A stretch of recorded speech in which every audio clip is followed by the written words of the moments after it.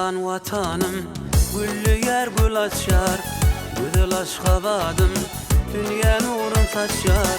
Bir gün toyda bara, bağışlarım coşar, soğulma devranın, kutlu bulsun bir vatan.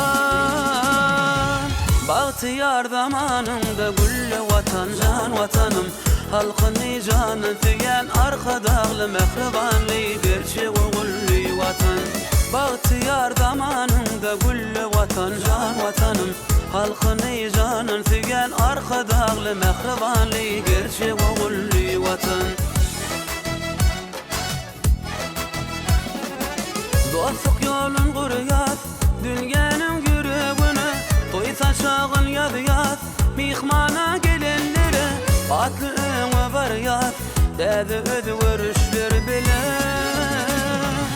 Bahtiyar zamanında güllü vatan, can vatanım, halkın canın tüyen arka dağlı mehribanlı gerçek güllü vatan.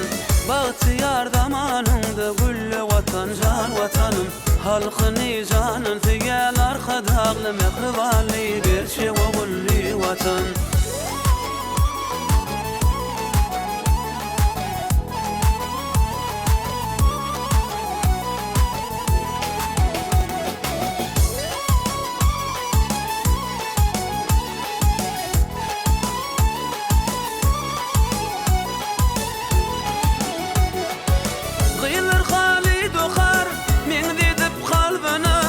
Şapar beduvati, beth edip yel bile, bu ifanıp yaşalıyın bu bağıtlı günlere, bilsin bilin vatan.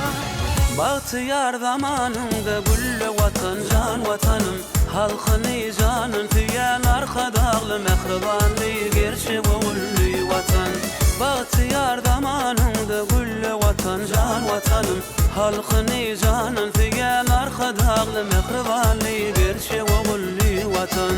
Bahtiyar zamanında güllü vatan, can vatanım, halkın canın tüyen arka dağlı mehribanlı gerçek güllü vatan.